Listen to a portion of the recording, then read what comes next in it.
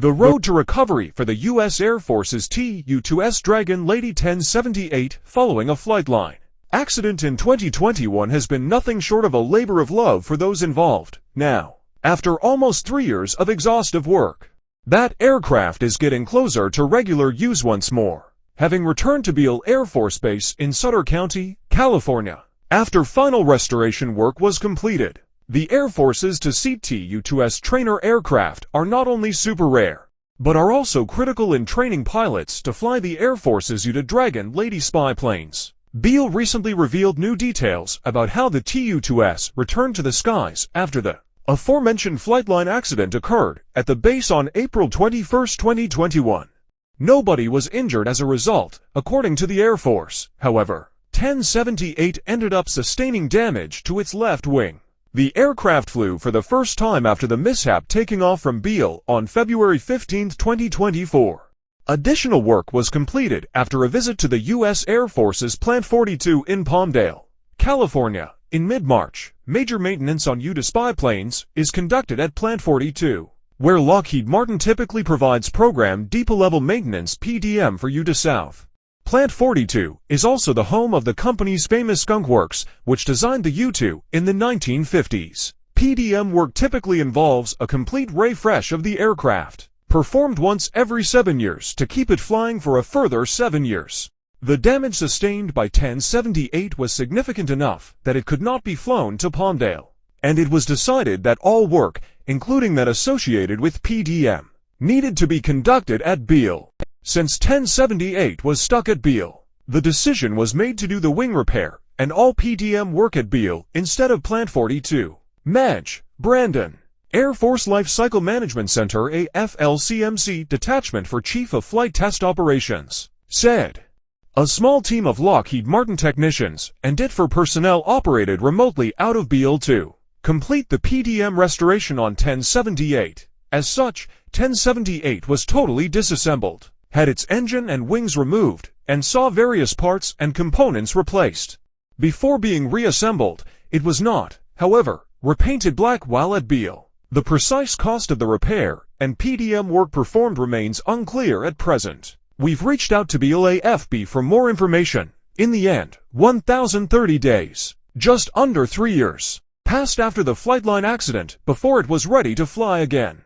The aircraft's first flight since the mishap took place on February 15th, part of an initial series of tests designed to check its proper functioning.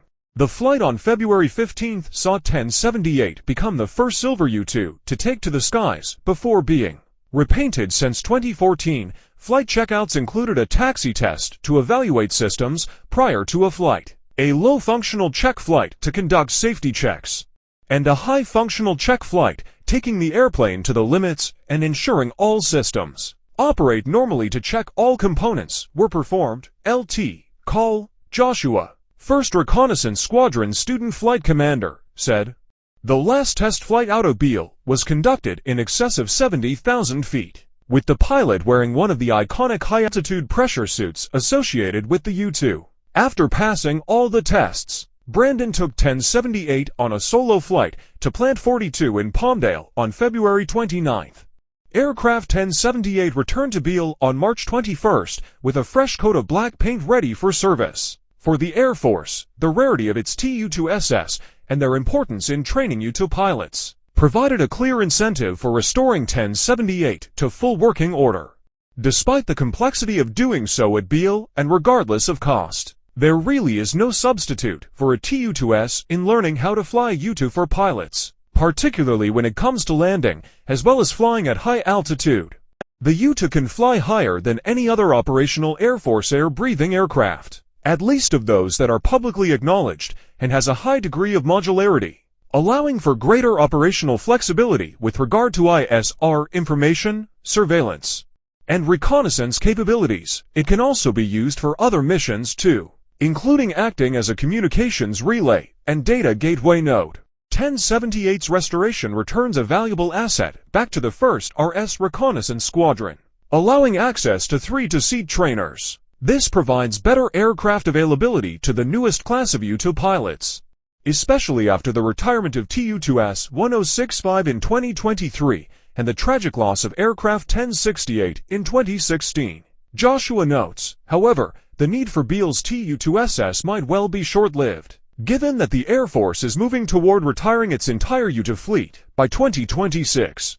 This is hardly the first time that the Air Force has looked to end the Dragon Lady's career, though. At present, the service's current Dragon Lady fleet stands at 27 aircraft, inclusive of the 3 TU-2S trainers.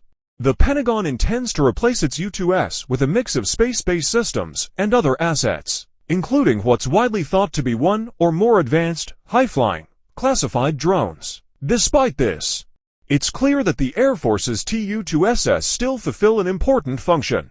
Depending on whether the USAF is finally successful in eliminating the U-2 fleet once and for all, it will fulfill that function for at least the next couple of years.